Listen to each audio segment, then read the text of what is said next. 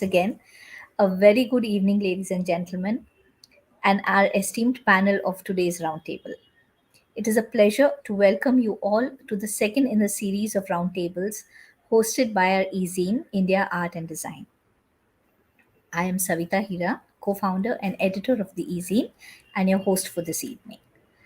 For the uninitiated, India Art and Design is a bank of curated content that is updated with one new design feature almost every day, connecting all design disciplines under a single umbrella. The content veers from intellectual musings to everyday overtures. Designers from all over the world reach out to share their work and learn from their global peers. In this era of information overload, our USP is that we publish just one feature a day. Over the last decade of our existence, India Art and Design has established itself with a covetous global readership. We have instituted a rich bank of international creative connections, and we are working towards developing into a bastion of community interaction by publishing good design through collaborations, through research, documentation, and knowledge sharing. Following these footsteps, we present today's roundtable with eminent members from the industry. Our moderator for today's session is well known architect Seema Puri Mulan from Seza Architects Mumbai. With over 2 decades in practice, architect Mulan has worked pan India and internationally on a wide range of architectural and interior projects of diverse nature. With a firm belief in timelessness as the underlying quality of the built form, she is much sought after for her avant garde architecture and interior styling. A very warm welcome to you, Architect Seema Puri Mulan. Our next speaker for this evening is architect Amit Gupta. Architect Amit Gupta is a postgraduate from the prestigious AA School of Architecture, London, and the founding partner of Studio Symbiosis, an award winning multidisciplinary studio based in Stuttgart, Germany, and with an office in Delhi, India. The practice is involved in projects of various scales and sectors. Its design philosophy revolving around performance as the design driver, and they hope to achieve sustainable and smart buildings through through performative architecture. Thank you, Architect Gupta. We really appreciate that you made time for us to be here today. Mr. Syed Mohammad Adnan, an alumni of the Aligarh Muslim University, is our next panelist and our structural engineer for the evening. Mr. Adnan has a BTech in civil engineering and an MTech in structural engineering. His other forte is that he does structural stability assessment of existing buildings, especially in seismic hazard areas. As director of a 2 decade plus company, Acicon Engineers, he has worked across almost the entire length and breadth of the country and has accomplished some very prestigious projects even overseas. Welcome to the panel, Mr. Adnan. A mechanical engineer with a diploma in business management, Mr. Piyush Gandhi is the managing director of Genesis Engineering based in Mumbai. He is our demolition expert this evening. With over 2 decades in the field, his expertise and thorough knowledge of the demolition field has applauded him with enviable recognition locally and pan India. His company has been awarded internationally on 2 occasions and has gathered several accolades. A warm welcome to you, Mr. Gandhi. Before we continue, I would like to acknowledge our virtual hosting partner, Aman Vertex. This is an award winning marketing platform that enables associations to conduct scalable, safe, and 100% customizable virtual conferences and exhibitions. Aman Vertex is the winner of 5 Guinness records, and they have very kindly consented to host our virtual session today. Thank you. Our topic for today's roundtable is the ecosystem of demolition. As the title suggests, we're going to try and decode this specialized field in building construction and gain as many answers as we can from our expert panelists. I now request Architect Seema Puri Mulan to please take over, elaborate on the topic, and set the ball rolling. Over to you, Seema. Hi everyone. Can everyone hear me? Yes. Hello. Great. So I think from an architect standpoint, we're always thinking of creating something new, something different, and we're always thinking of making buildings, environments, something which of course which people are going to be living in and they're going to be working in, and we're always thinking of how to create better environments such that the people who are going to be in them are going to be benefiting from them.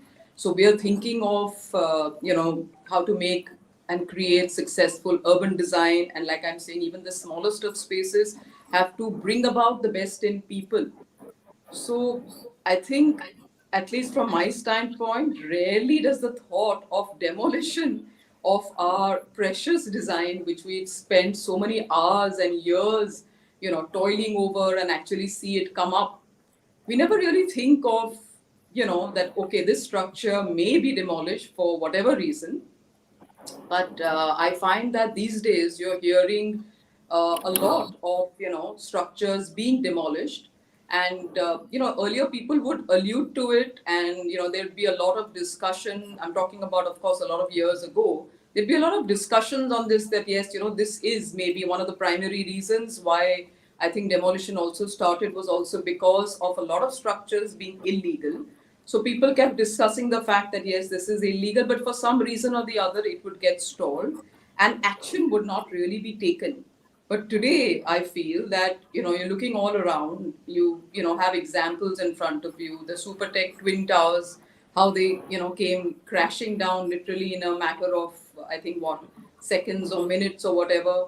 Now you hear of another seven-star resort in Kerala, which is worth over 200 crores, which is also being brought down because of CRZ violations. Another building, I believe, yesterday was in the news in Bombay, which is building Gulistan, which is somewhere in the Paiduni area, which is a very densely populated area in Mumbai, which is also being brought down, which they're saying is totally illegal. And of course, the people are refusing to evacuate, which is why when they went to kind of bring it down, they still haven't, but there is a timeline on it, and they are hoping to get there. So, of course, these are all demolitions taking place because of the fact that there is illegal construction. On the other hand, when old development is being done away with to actually make and pave the way for newer, modern technology, better buildings, that is something which is definitely understandable, very palatable, and is welcome, I think, by all. But when you have these kind of conditions, it kind of makes you think that this is something which is turning into reality, and today we have to face the fact that demolition is a strong part of what we are doing. And we have an interesting panel today. We have an architect on board, so we'll hear from his creative standpoint what he feels about this. We have, of course, the demolition expert, Mr. Gandhi, on board, who will tell us, why it is important. And of course, Mr. Adnan, who is the structural engineer, who will explain to us what are the nuances and how we should be going about it. But as a very offhand, just to kind of get a first hand of it, I'd just like to throw upon a simple question. So, Amit, what would you feel, is your reaction when you hear of, demolitions taking place like this on a large scale? What is your first feeling? That do you feel like, okay, this is, is this right or wrong, is actually, again, very, very personal. But what is your first reaction, literally? How would you react to something like this? When you first heard the news, what did you feel? Thank you, Vash. Thank you. Thanks a lot for the introduction. So I think demolition, we speak a lot about sustainability, right? We are in a global era where materials are getting scarce day by day, and demolition of new buildings, which is happening. So like you correctly said, there are two types of demolitions which are happening: illegal demolition or old demolition. I think there's a third demolition which is happening is for real estate. Prime real estate areas are being demolished, old buildings, because the cost of land has increased so much that new buildings are brought up in instead of this. I think this third demolition is the biggest demolition which is happening. It's not sensationalized or it comes in the news because these are all project-based demolitions. Let's say in Delhi, East Kidwai Nagar, South Thix, all these things happen. So I think for me, demolition is a waste of natural resources. It is something which is unnecessary. But on the other hand, architecture and real estate is all about the number crunching. So I think illegal projects been demolished. Maybe some other use could have been put to these buildings. But like you said, so to keep it short, the first instinct is we are wasting natural resources. We are wasting the manpower, the energy. And we speak a lot about pollution. Like there's a lot of things from CPCB and from NGT about pollution, fine dust particles, and we are creating air purifiers and other things. So demolition causes a lot of fine particle being dispersed in the surroundings also. So it's not just from the standpoint of environment in this case. And then another thing, so I happened to be driving when this demolition happened from Supertech Towers. So the birds went crazy that day. So you could see the birds flying in a very unnatural way. So one thing which we should also consider is the effect of on the ecosystem of all the the birds and other animals which are there. It actually affects Yeah. them, which we're not taking into consideration. Right, right, right. And I'd like to throw the question open to Mr. Adnan. What would your first reaction to be when you hear of something getting demolished? How would you just immediately react? Because all of us spend, like I'm saying, so much time creating these structures. So when you first talk about demolition, what's the first thing which comes to your mind, really? Right. Actually, first is the like Mr. Amit told us that first reaction was the wastage of the resources, especially in the case of buildings. Those are not very old. So this is the case of legality and illegality.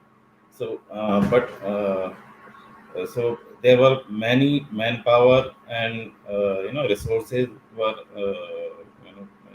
being applied to construct these kind of structures. So it's very painful.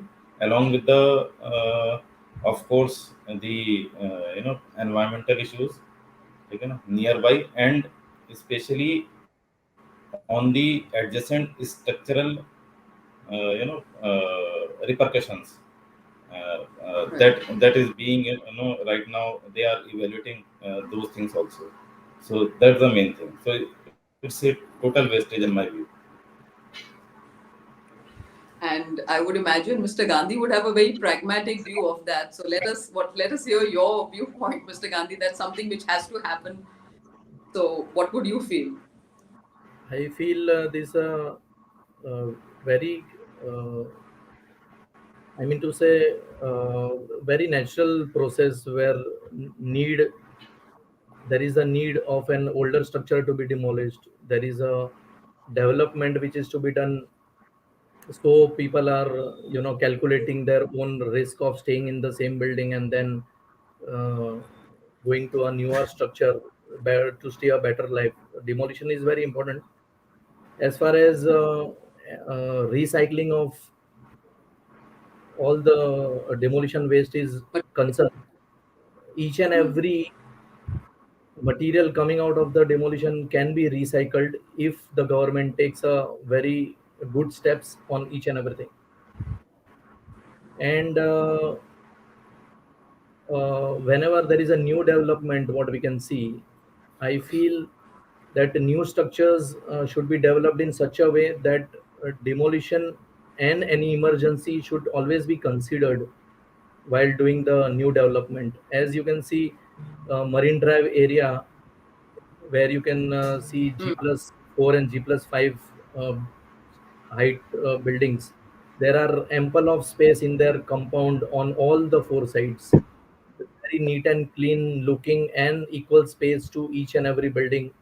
Whenever these hmm, type of buildings will get now redeveloped, these development companies will take away all the open space and they will think of you know consuming every space for podium parking and everything for their further growing, for taking the height, and they won't leave any space around.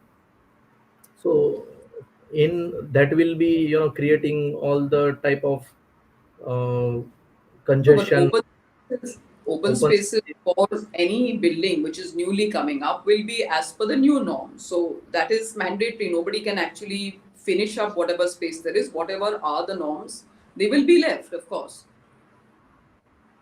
Yeah, but still what we sometimes we see is that we don't have any space for demolition.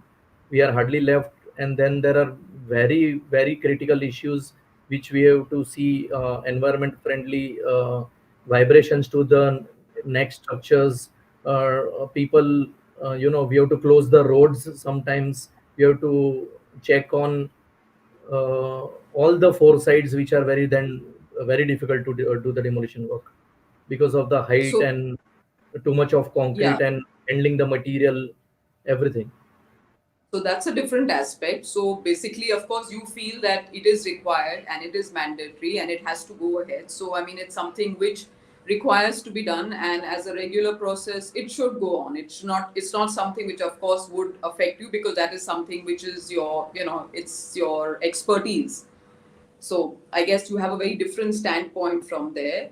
Now, I guess a slightly more generic question, that, how does this impact the immediate surroundings, the neighboring structures? And this question, I think, Mr. Adnan, maybe you would like to go for this question first. How does this act of demolition, how does it really impact the immediate surroundings, the neighboring structures? Do you feel that there is reason for the neighboring structures to worry, or are we, is it absolutely safe to go ahead and do this? What was your reaction for, the act of demolishing on the neighboring structures and the surroundings?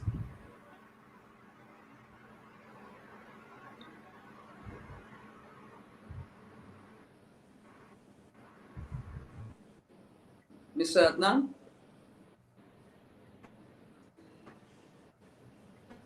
uh, yeah, can you hear me, Mr. Adnan? His video is paused, maybe some connection issues. Oh, okay, okay. Yeah, he's back. Yeah, yeah.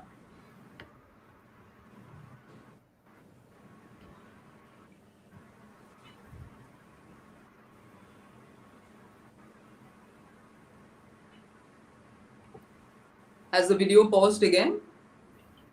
Yeah, I can take this. As far as demolition is concerned, uh, demolition can be done systematically without hampering the nearby structures. The only thing what we need to consider is a proper way of selecting a right methodology to do the demolition work. Each and every structures can be handled carefully, and no neighboring structures can be damaged. So Okay. there is no, I feel there is no issue. Mr. Adnan, can you You highlight feel on? there are no repercussions? Okay, maybe we'll go to Amit now. Amit, what do you feel?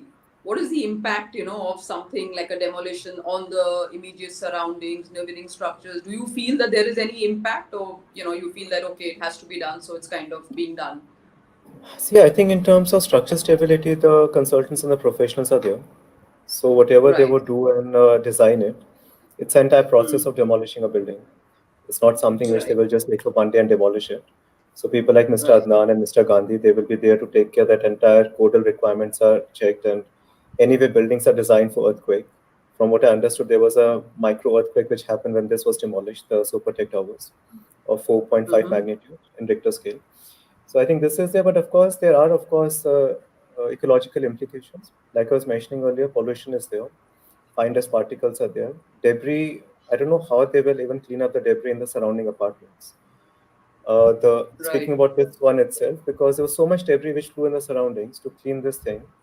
Although they covered parts of it, so this is another issue. I think cleaning and also the plantation will suffer a lot. I think all the grass and the flora, Of fauna, course. there are larger ecological impact. Implication. Structurally, I think it's okay, but ecologically, I think it's something which we should not follow at all, as much as not required. And like Mr. Gandhi mentioned about these properties on Marine Drive or other things, I think apart from some of these buildings which are violating the codes, the main reason is really real estate cost. Because I don't believe that buildings run out their life. You have this old, okay, not to be a cliche, but Taj Mahal is still standing, which was there was no steel or anything inside it. So these buildings are designed to last their lifespan. Even Hall of Nations could have been retrofitted and used. So I think for me, the most sad demolition which happened in the century is Hall of Nations by Raj River in Pragati Mehta, which was an Right. architectural masterpiece. I think demolition, apart from this, is just about real estate cost. Real estate has become so expensive that demolition will happen more and more high-rise buildings and more of these structures will come. Right, right, yeah. That's a very interesting standpoint. And Mr. Adnan, what do you feel is the impact on the immediate surroundings, the neighboring structures? Do you feel that it's bad for the neighboring structures? It will create some kind of tremors. Maybe even the neighboring structures would develop some kind of cracks, no matter what kind of precaution is taken during the demolition. What is Right. your viewpoint Yeah. on that?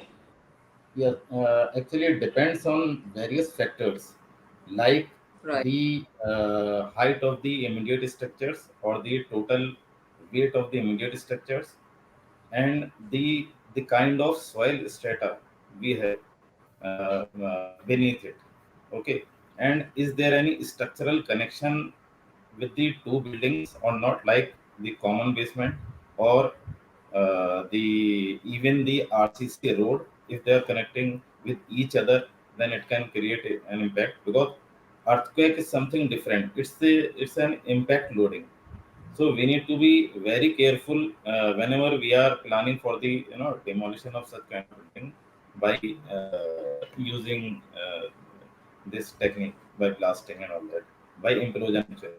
So it all depends on all these factors, the age of surrounding structures, the foundation of surrounding structures, the kind of structural detailing whenever they build, how studious or good construction they have properly made or not. So that's the So, thing. And so again, whether it's a load bearing structure or the RCC framed structure, okay, it depends on that also, the age of structure. So various factors can be considered.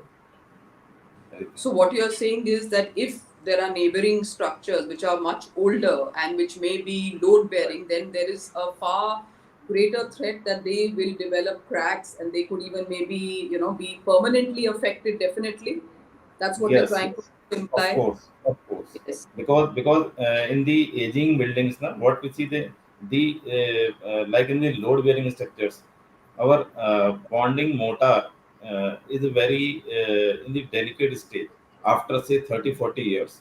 So we need to be Mm-hmm. very careful whenever we are demolishing near it. Even if you see in our in the cities, whenever we are building a plotted in the plotted development, then if we are excavating the adjacent plot for the basement, then easily cracks, you can see the cracks Yes. in the neighboring structure.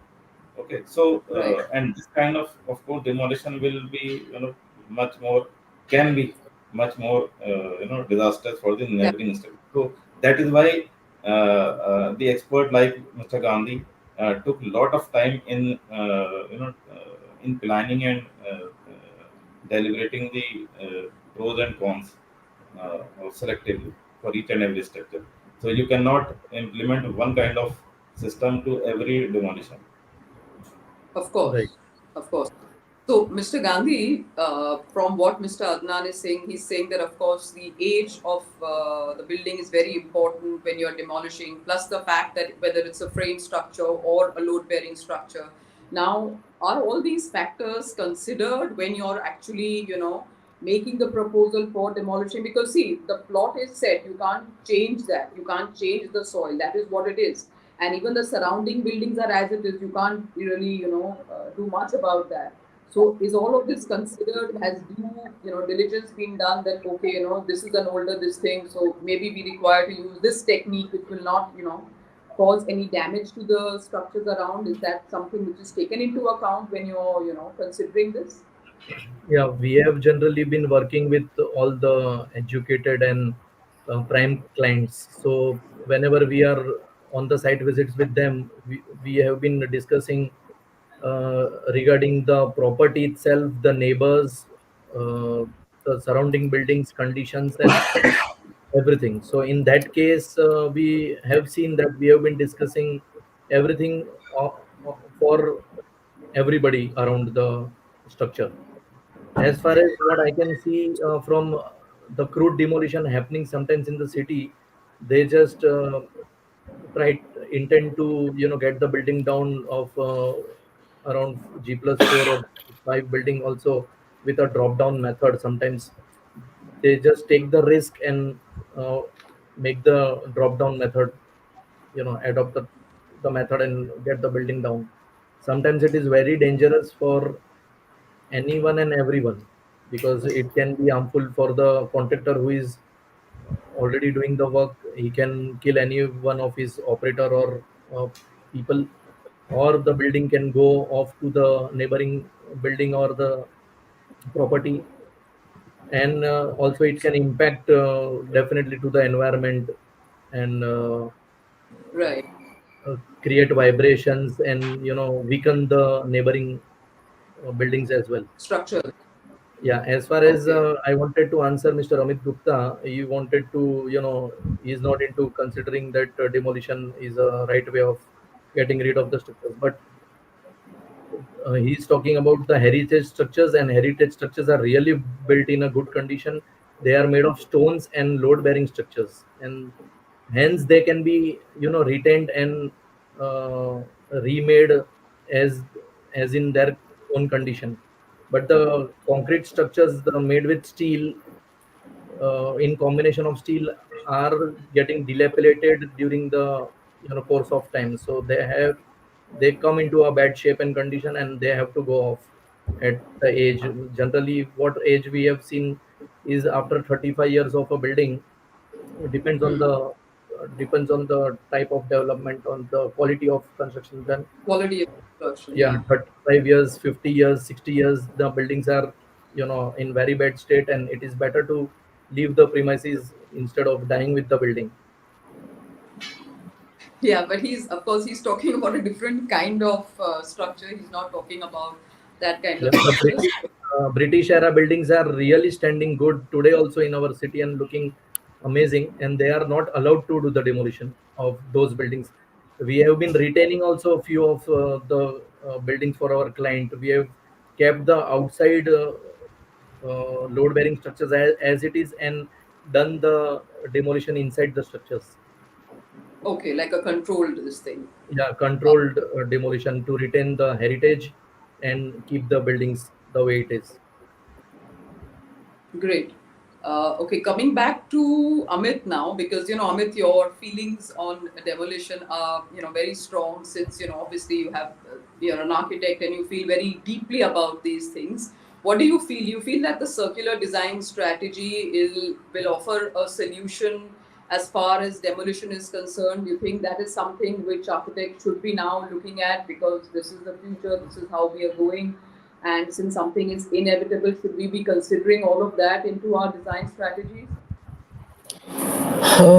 I don't agree with Mr. Gandhi, first of all, that buildings have a life of 30 years. So it means that if I'm building a 1,000 crore project after 35 years, to evacuate the project. There are buildings which have been standing, and the quality of architecture and everything which has to be there. I think circular economy. So I think as an architecture fraternity, in 2021, the Pritzker winning architects were given the Pritzker because their entire life they followed the motto of no demolition. So, and Pritzker, is like the Oscars of architecture. Very rarely someone gets a Pritzker. So it's not just my opinion. I think as architects as a whole, we understand that because we speak a lot about sustainability. And never, Right. ever, ever have I heard any structural consultant signing off that this building will have a life of 50, 60 years. So I think if we want, we can save the buildings for as long as we need to. Because I did not know that buildings come with the expiry date. So circular economy, yes. So see, it's a part of the design brief. When the London Olympics happened, so the stadiums which were created, they were based on a very simple paradigm that once the Olympics are finished, what do you do with the structures? Because a lot of structures were built there, a lot of money was put into this. So some Right. of the structures were built based on transformation systems. So it was not that they were demolished after this. I think circular economy should not be demolishing and taking the rubble and reusing it. The entire design should be done in such a way. Let's say if you're making a housing project, right? And a lot of container housing is done. For example, prefab housing, where you stack things on top of each other. After a certain life, if this structure cannot sustain, let's say I agree with Mr. Gandhi, and we cannot sustain a structure of 200 meters high, you can take these things apart, put them in the suburbs, so some poor can actually take these things up and live in these prefab structures. I think it's about thinking of the logic should not be demolition, the logic should be reuse. And not just Reuse. reusing the base material, but reusing the structure itself. So we're thinking of reuse, readapt, not really of breaking down everything, which, like I said, which is why this question was, of course, more up your this thing, because it's, an architect would always think like that why would I want to demolish? I would definitely want to reuse, I'd want to readapt, I'd want to restore, we want to keep our heritage, we want to like move forward, we don't want to move backwards, because demolition somehow brings about that feeling that, okay, this has come down, it is now no more, which Especially in is a country like India, where housing is a major problem. It's right. not like we are a very well developed country and we don't need built structures anymore. The biggest struggle for India is still social affordable housing. So I think True. in a country like India, demolition is something we should not even consider, unless of course required if something was built illegally or in a very bad state. There Yeah. are acres and acres of land which are empty, where poor can really benefit from these structures. They can have a roof over their head. Right, right. Mr. Adnan, what is your view on this entire circular design strategy? Do you feel that we should be designing in such a manner that yes, it can definitely not only be actually broken up and then be reused once it is demolished, but actually can be adapted? Do you agree with this? Thinking. Do you agree with this strategy? Would you like to No, design structures in that manner then? no, I don't think that this circular design will be much more fruitful for this kind of demolition, because Hmm. first of all, you cannot bind the architect's thoughts to a circular design. Okay, so and again, the kind of technology we have in breaking the building and all these things. So I'm sure that only the circular buildings will not help Mr. Gandhi. It's the case of developing a scheme of uh, demolition, how we are planning to demolish a building, and it totally depends on the length and width of the building and the height of the building and the area, the geotechnical data below it. So I don't see any merit in the case of this circular thing. So Okay. that's my take. And to you, Mr. Gandhi, I'd like to pose that. Can you explain to us the different processes of demolition for different construction methods? What would you really employ for the different construction methods? What would you advise? Let's kind of move forward with something like this, because we know that this is something which we probably have to look at. So give us the advice of what is the right way to do it for different kind of structures and different construction. So basically, any type of design is fine as far as demolition is concerned. The only thing what we need to adopt is a right demolition method. Hmm. And in Delhi Supertech project, which you had seen, I was there were two top bidders in this project, and I was one of them. I was the second one. I didn't get the opportunity to do this job, but our the second option to do this project was to do it in a floor-wise systematic manner, where we were planning to implement, install the machines on top of the building and do the demolition of the building floor-wise. As they are already taken 6.5 months to do all the drilling and explosive and all the arrangements to get the building down, and another 3 months they are going to uh, put in for lifting all the debris and clearing all the mess which is created just now. So total of 9.5, 10 months. In those 10 months, we can actually get the building peacefully down without doing the implosion like this, because of this neighboring wood which I'm talking about, because of this environment, dust, trees, the open garden which was the places there all over, and the neighbors which were already into this tension of like their structures, and the house will they will lose their house. The life of the structures can be very disturbed, and it was risky also for every one of them, just to prove their point of getting rid of the illegal structure. They have Hmm. taken maybe this step of getting the building in a drop down way. But I felt somewhere that this was a risky method. They should have got it Mhm. on a floor wise with the same timeline. So you mean floor wise also you would have done it in the same timeline? When you say timeline, what would you really mean?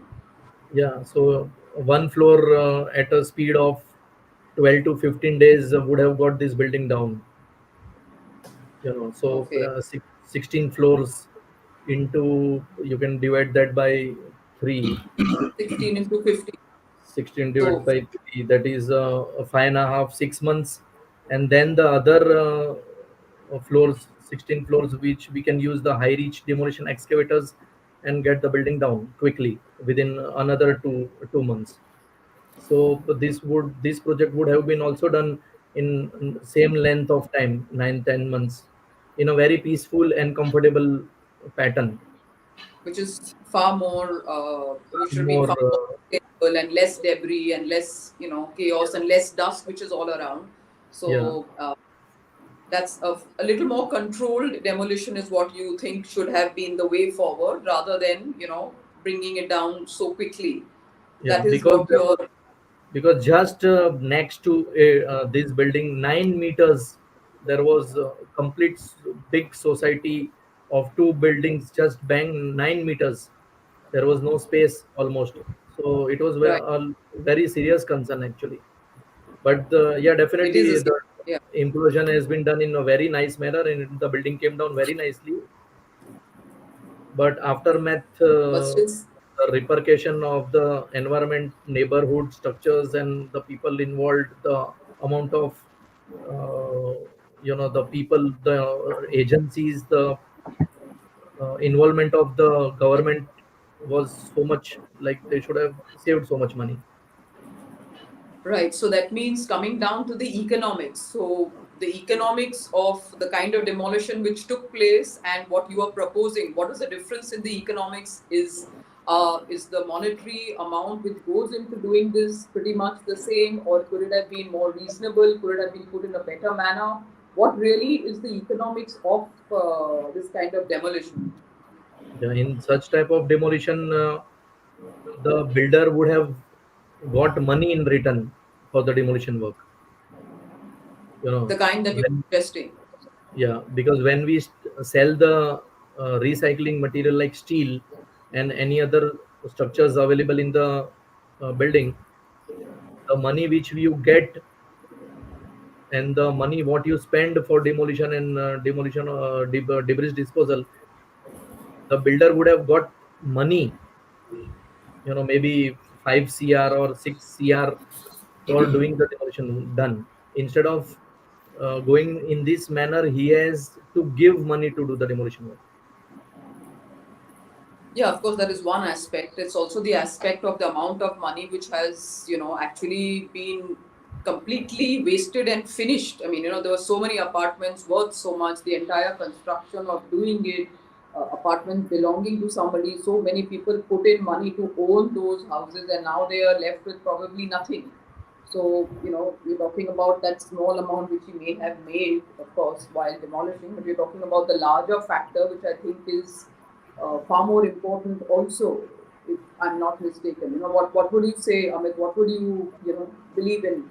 Isn't it also like affecting all those people who actually, bought apartments and that, expecting to move in?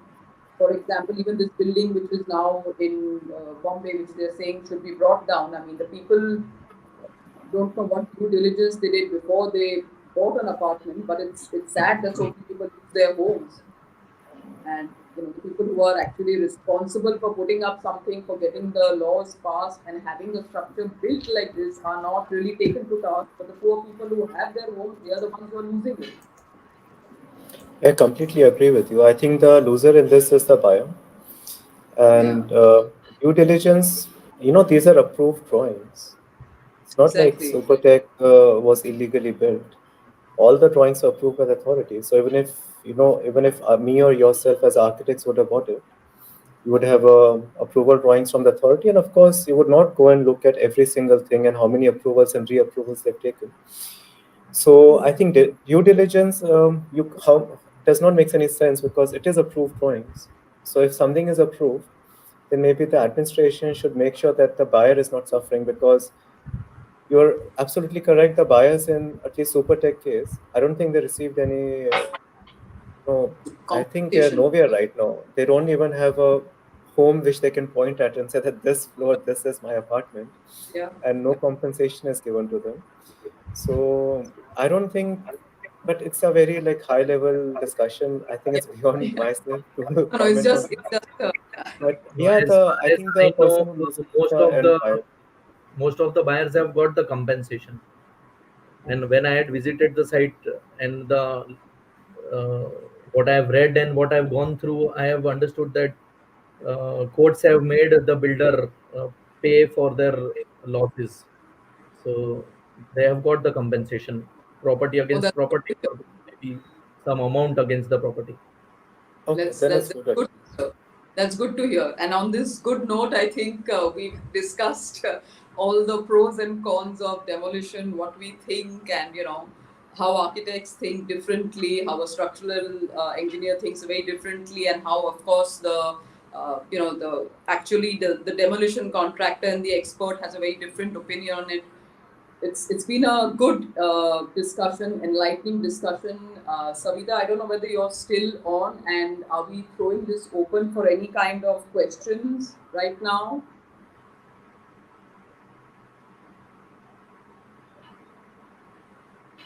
Uh, Savita? Yeah, I don't see any questions.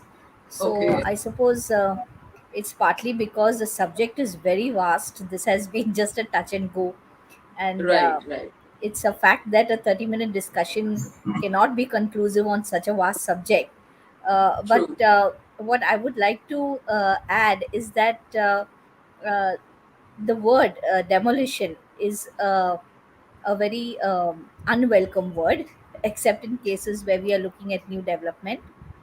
And it hurts to see the colossal impact on the environment, on, as you said, the innocent buyers.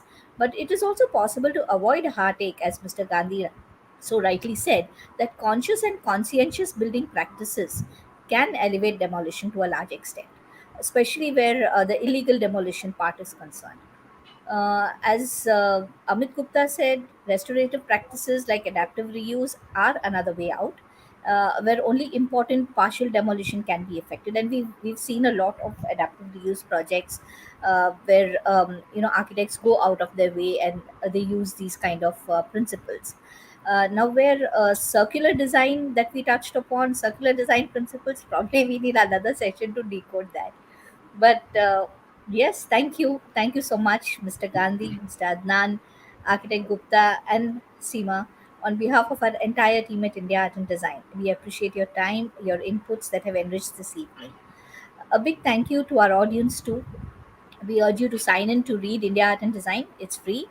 Follow us on Instagram, Facebook, LinkedIn, our social media channels, and share with us what you would like us to bring to the forefront again through more such discussions, more such interactions. That would be really welcome. Thank you again. Great. Thank you all. Thank Okay, you. thank you. Thank you. Thank you, everyone. Bye bye. Bye. Bye. Bye. Yeah, Thank thank you. you. Bye. And thank you to Aman Vertex as well.